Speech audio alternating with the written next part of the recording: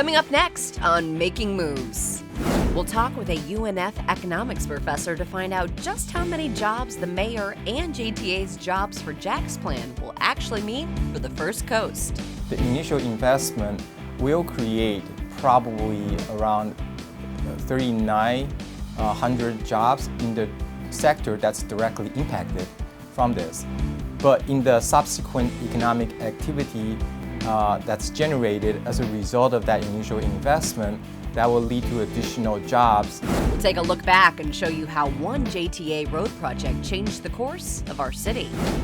What a new Skyway station will mean to the people who live and work in one of Jacksonville's fastest growing neighborhoods. Being a small business, I think that's going to be a huge opportunity for business to boom. And we're at the JRTC for the grand opening of downtown's newest Java joint. This is hazelnut and caramel mixed together in a frappuccino. These stories and more are all coming up right now on this brand new episode of Making Moves.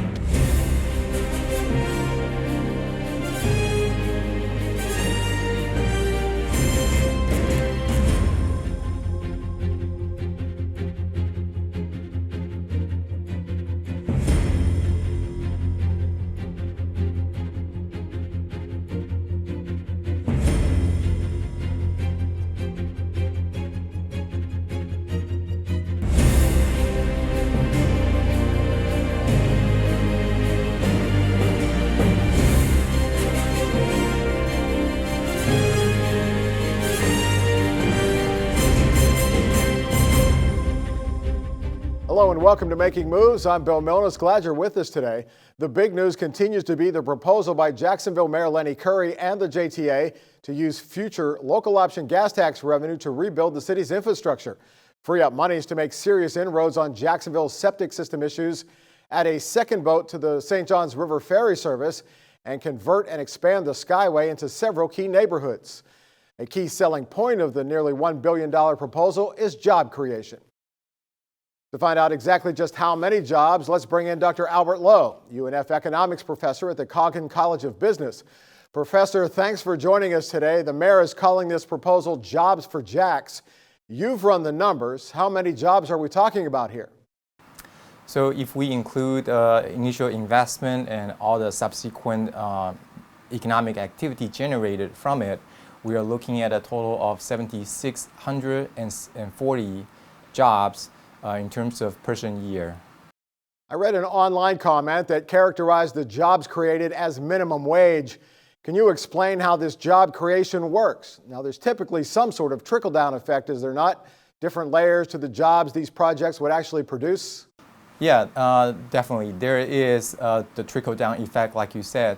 And when we are looking at an economic impact of a certain project or 72 projects, and we are always looking at, what happened with the initial investment, what kind of a direct impact it's generating. And from there will be indirect impact, induced impact, for example, road construction project. And this is initial investment will hit the construction of new highway and road sector. And that will generate certain amount of output and also a certain number of jobs. But this initial sector will have to acquire intermediate input from other sectors, for example, building materials, equipment, or engineering services from other sectors. And that is going to generate output and also employment in those other sectors as well. And as a result of that, increase in employment in all those sectors, and people will have more income to spend on healthcare, grocery, gas, education, entertainment, and you name it. So we have over 70 projects creating more than 7,600 jobs. The city is getting nearly $1 billion worth of improvements. What's the additional economic value to our community of all those jobs? It must be substantial. You can imagine that the roadway improvement, the drainage improvement, and also the transit improvement project, they can lead to safer and more efficient transportation and also improve the convenience for our riderships in the Jacksonville area. So those are benefits that also need to be taken into consideration when we are determining whether a public investment project is worthwhile. One final question. You're an economics professor. Is this a good trade-off? 6 cents more at the gas pump for $1 billion worth of improvements to our city? Whether this is a worthwhile investment, you do have to look at the total benefit and the total cost. Where else can we use the fund on? What are the alternative investment projects? And so those will be considered as the opportunity cost of doing this project, by not, investing in money in other uses. So this really depends on the overall benefit and cost analysis. Dr. Albert Lowe, Professor, thank you so much for your time and your insight. We really appreciate it. The gas tax proposal would bring hundreds of millions of dollars in roadway construction improvements all across our city. JTA should know it's been building roads and expressways in North Florida since its inception back in 1955. But I want to take a look back at one project in particular to show you just how one road can impact the city. 50 years ago last month, the contracts were signed to construct a road that turned out to be one of the most important in our entire region, J. Turner Butler Boulevard. Before the construction, JTB was a little road to nowhere. But as former Making Moves senior correspondent Terry Casey showed us back in season 3, everything changed since JTA built out JTB and expanded it to the beaches. JTB brought us the rapid growth of UNF, the St. John's Town Center, the Mayo Clinic, and a new vibrant community named Ponte Vedra Beach. J. Turner Butler Boulevard. The road begins at Phillips Highway, swings past I-95, then heads east. It comes to an end at A1A in Jacksonville Beach. JTB has been in use for 39 years now, which makes it the new guy in town, at least compared to Beach Boulevard's 60 years and 100 years for Atlantic Boulevard. But JTB is a different animal, nearly all limited access.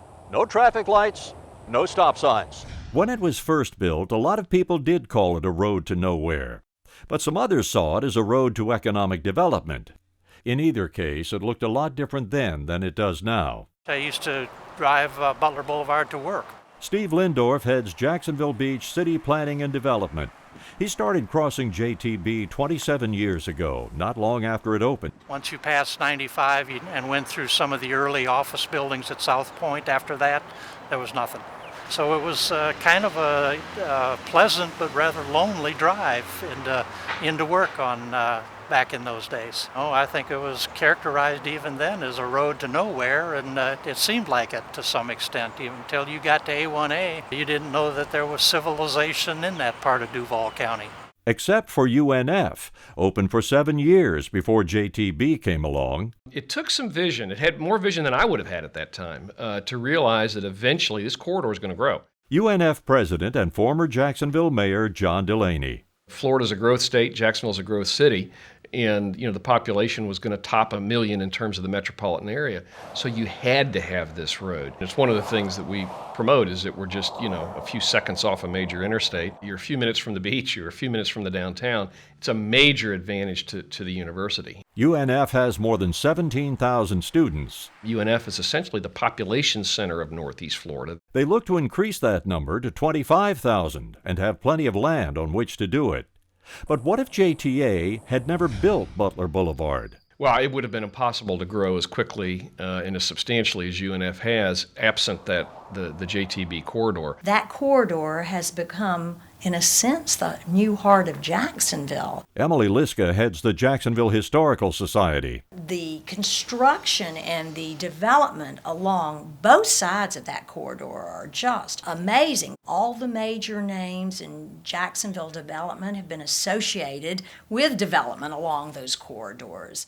Families with names like Hodges, Davis, Skinner, and Gate Petroleum's Herb Payton donated the land for corridors at JTB interchanges. And they've brought us nationally known corporations. They've brought to us much of what is today's lifestyle in Jacksonville. The development, growth, and rising land values that followed JTB changed the economic landscape. You've got the town center, which people tend to call the new downtown. Well, that's nice. It really is nice. St. John's Town Center opened just a few years ago and is already an economic giant, a destination that draws more than 10 million people a year from across Northeast Florida. The Simon Property Group owns it, and Sal Saldana is general manager. When you have a center that's 100% leased and it's doing as well as it is, and we have most of the exclusive stores in Northeast Florida, there's no doubt that this center is successful because of where it is and the city that embraced it. It makes it one of the better properties of the nation. No question about JTB's impact on the town center. No doubt that highway truly has made an incredible impact on our shopping center. At our end here in Jacks Beach, we have lots of commercial, lots of retail, lots of entertainment, restaurants. Those wouldn't exist without the residential development in Ponte Vedra and Jacks Beach. Both of those places would be pretty sleepy if it wasn't for Butler Boulevard. Butler Boulevard and Jacks Beach are hand in glove, I think, in terms of what we were and what we've become. The Mayo Clinic, you know, where would the Mayo Clinic be if Butler Boulevard hadn't been there?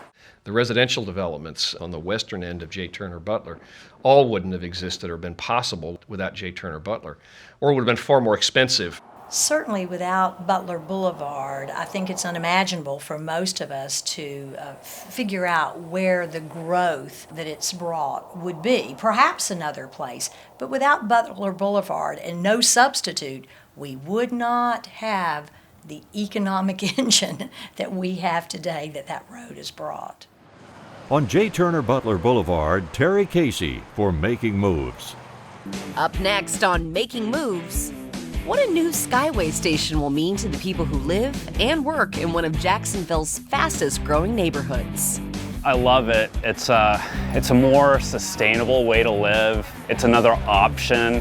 Crazy Beans Cafe opens at the JRTC, giving coffee devotees to get their Java fix. This is hazelnut and caramel mixed together in a frappuccino.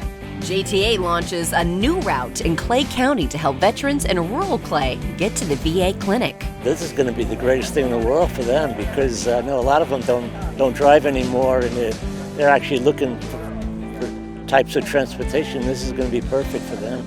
That's all next when Making Moves continues. Jason, let's go see your room.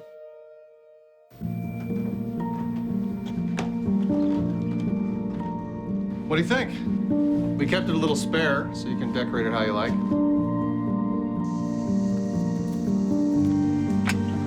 Dinner! Go? Excellent. Soccer is fun. Yeah, I saw you guys out there. We're the family. We're the family.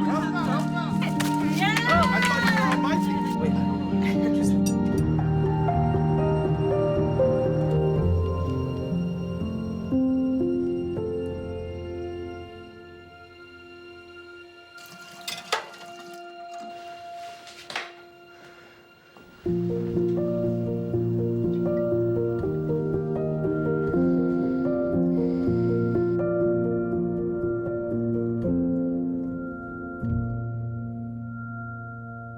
Roll over.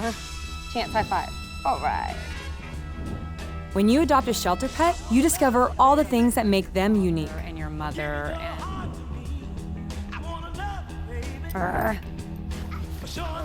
I am totally a hot person. Right, guys? Thanks for being honest. They're a little bit of a lot of things, but they're all pure love.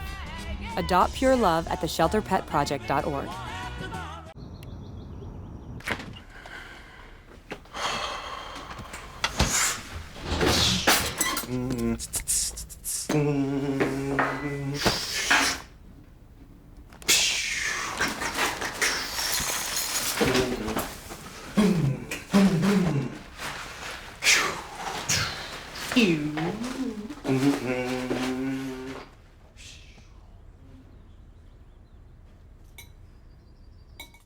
You're watching Making Moves, the most honored transportation news and information program of its kind in the country. The Brooklyn neighborhood just south of downtown is one of the more booming areas of Jacksonville. A new hotel, apartments, restaurants, and retail stores have either just opened or will open soon. There is really only one downside to all that activity, the lack of parking. During peak times, it can be difficult to find an adequate place to park your vehicle. But as Making Moves correspondent Karen Adams shows us, JTA is about to alleviate the parking issue with the new Brooklyn Skyway station that not only adds a vital transit component to Brooklyn, provides an important connection between Riverside, downtown, and San Marco. The Jacksonville Skyway will be expanding to Riverside's Brooklyn neighborhood, an area that's seen huge growth over the last decade. The plan is well received, not only by passengers who use the Skyway, but by area business employees who hope to see more customers because of the expansion. I think it's really great to help connect people throughout the city. I think most of us that have lived here for a while have been waiting for it to extend into Riverside. So people that do live in San Marco can just get on there and come over to Brooklyn and experience all the great things we have over here. Being a small business, I think that's going to be a huge opportunity for business to boom, especially with summer and spring coming. So the weather will be better for everyone to use public transportation. It being so busy in those areas, Brooklyn, San Marco, the Riverside area, I think it will also help customers come out more. As far as parking and driving, it's less hassle, so it'll definitely bring a lot of business here since parking isn't the best around here. JTA executives are just as thrilled to make this project happen. It's something that's been discussed for years, but the construction is now starting with a completion date set for the fall. The idea is to service more customers and to also help reduce the carbon footprint created by so much motor vehicle traffic in the area. We have always been keen on is making sure that we are ahead of innovative transformations. And the JTA, we're the forerunner in the country when it comes to doing that. But we also made a commitment to the city of Jacksonville and to our federal partners, FTA, that we would keep the Skyway in service, operating, because it was an essential service. And she's right. It is considered an essential service for moving people throughout the downtown. In its last 4 years, running at full capacity before the pandemic hit and construction closed 2 stations, the Skyway was averaging 1.2 million riders a year. Riders like Juan Simmons. I love it. It's a more sustainable way to live. It's another option. It really connects this neighborhood to the outlying neighborhood. Sometimes it's a little hazardous, just getting on there by foot or riding your bike. So having another option there and one where I don't have to use my car all the time is pretty awesome. This is all part of JTA's vision of connecting the downtown urban core with Riverside and San Marco. When the Brooklyn project is complete, it will fit perfectly into this burgeoning and vibrant neighborhood.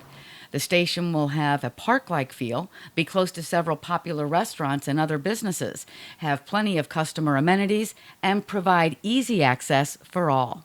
We've got our platform here, we have our tracks, we have our vehicles, so that means now we can focus on the customer amenities. So we will have an awning that will cover our customers as they come to the station. We will have ADA accessible means to get to the platform, not only stairs, but also an ADA accessible ramp. I have a multi-use path that will take them from the Brooklyn area, from Leela Street, right up to the front door of this platform. But again, we know there are some users who will be using their cars. So we're going to make this a park and ride facility as well. One key benefit to opening the Skyway station here is the track is already here. It sits outside of JTA's Skyway Operations Center. Eventually, this track, along with the others, will all be converted as part of a 10-mile autonomous vehicle network. In Brooklyn, Karen Adams, JTA's Making Moves. A new Clay Community Transportation Service operated by JTA is aimed at helping veterans in more rural areas of Clay County to get to Middleburg's VA clinic. Making Moves senior correspondent Eugene Lindsay was on hand for the recent launch at Penny Farms. This new Clay County transportation shuttle is cause for celebration here at the Penny Farms Senior Living Community. It's the newest addition to giving many Clay County residents access to reliable transportation now that the Jacksonville Transportation Authority is launching the Clay County Green Line. 1, 2, 3. The Green Line route was planned with a special focus of serving the needs of veterans in the area. The route runs from Keystone Heights to the Penny Farms Post Office and the Clayton and Mildred Revels Senior Center and then on to here to the VA clinic in Middleburg. I was so very happy to hear about the Middleburg VA clinic opening, and even more thrilled when the JTA and the Clay County began to work on the Green Line to help our veterans get there. I applaud Mr. Ford and his staff, along with the staff in Clay County, for helping us accomplish those goals with the start of this new route. And a number of veterans were on hand to mark the occasion. They say having this new transit service will be a huge benefit when it comes to having access to many destinations, especially the VA clinic. This is going to be the greatest thing in the world for them, because I know a lot of them don't drive anymore, and they're actually looking for types of transportation. This is going to be perfect for them. It allows the connection of the red and blue lines that were also adjusted so that there's stops there at the clinic. So now you can get around Clay County and into the Alachua, specifically Gainesville, where the VA center is there, a lot easier now. JTA's CEO Nat Ford says it's their mission to provide quality and reliable transportation for all citizens, and that the JTA is honored to help meet the needs of our veterans. As a government, a state, and as a community, I think we've done a good job supporting our veterans, but there's always going to be more that we can do for their dedication and their sacrifice. These individuals served our nation with bravery, honor, and deserve to be taken care of. And sincerely, we believe that the Green Line will make the travel needs for them much easier, and we have a lot more work to do in that regard. So as this partnership grows and we continue to identify needs here in Clay County, I'm confident we will be back here for another ribbon cutting in the near future. And Ford goes on to say the JTA will work to identify other transit needs in Clay County to create new routes and new opportunities for even more connections. In Clay County, Eugene Lindsay, JTA, making moves. Local banking executive Abel Harding is the newest member of the JTA Board of Directors. Harding was appointed by Mayor Lenny Curry and approved by the Jacksonville City Council. Harding will serve a 4-year term on the board, filling the vacancy from former board chair Isaiah Rumlin, whose term ended in January. Board chair Ari Jolly had this to say about Harding joining the team. Abel Harding has a long history of serving the Jacksonville community through his work and his continued engagement in civic and philanthropic efforts. Abel is a welcome addition to the board as we pursue the monumental and exciting work of the JTA in the years ahead. Harding is the market president for Iberia Bank and First Horizon Bank. He previously served as a senior advisor to the mayor of Jacksonville and the director of communications for the city of Jacksonville. When we come back, we'll meet artist Megason, who turned his love of murals into a lifelong career and got his art on the walls of the JRTC. My thing would be I'd go into a restaurant and say, hey, you need a mural. I can write a press kit, get you in the newspaper, that's free advertising, and I'll trade you half food and half for the cost. That story is up next when our Art in Motion series continues.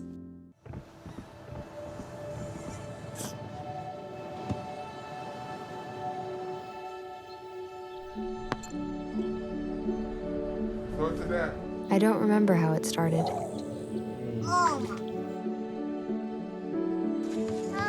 Our back and forth. Victory. Fumble. Repeat.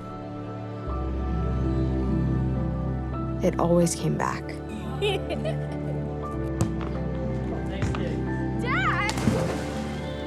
Okay, here we go, throw it!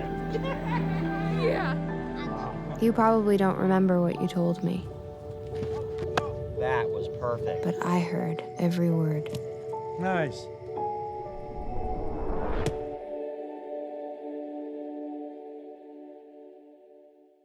When I was your age, I was just like you, fascinated by stars.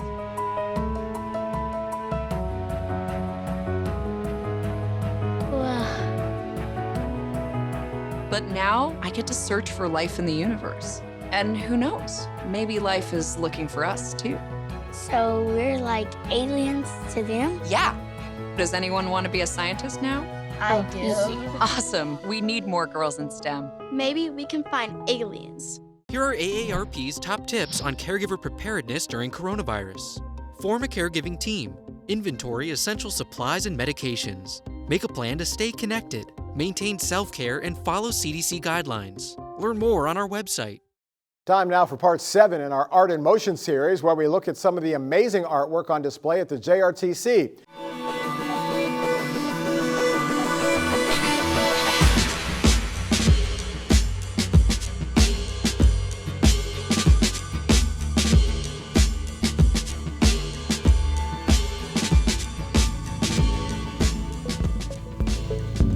I was also the whole time yearning to be back in my studio and just doing what I want to do. That's what every artist wants to do. I was already doing art in my first year of college at JU. That summer, when I was supposed to just go out and get a summer job, I wound up looking into a commercial small graphics type house. They let me do illustration and putting ads together and developing concepts and so forth. So I really got trained on the job. I worked for the Times Union and William Cook and all sorts of ad agencies, and eventually I got to the point where I wanted to work on my own paintings. My thing would be, I'd go into a restaurant and say, hey, you need a mural? I can write a press kit, get you in the newspaper, that's free advertising, and I'll trade you half food and half for the cost. One thing I learned the hard way, I started selling murals that I would do at home, roll the canvas up, send them out, and they got all over the world. And when I added it all up, by the time I separated the expenses for doing the international work, the local work was actually paying better. I think we've come to realize how important the local economy is. You know, if somebody buys your work or places your work, it's a kind of validation, you know. They're saying, I really like this, you know, and so you can't help but feel good about that.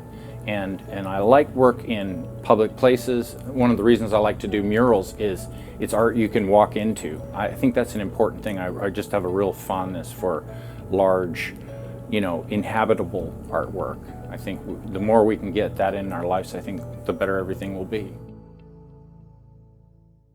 Before we go, this programming note: on our next show, we'll celebrate the 1-year anniversary of the opening of the JRTC and visit some of the newest features of the $60 million facility. Jacksonville has been recognized over the past several years as one of the worst cities in America for pedestrian safety. We'll also examine the latest Dangerous by Design report and find out if you're any safer walking in our city. Those stories and more coming in June. And that wraps up this episode of Making Moves. We thank you for joining us and welcome you to check out our YouTube channel, where you can watch past episodes and stories at your leisure. A direct link to our YouTube page is available at jtafla.com. Just look for the icon at the bottom of the page. For everyone here at Making Moves, I'm Bill Milnes. Thanks for watching, and we'll see you next time.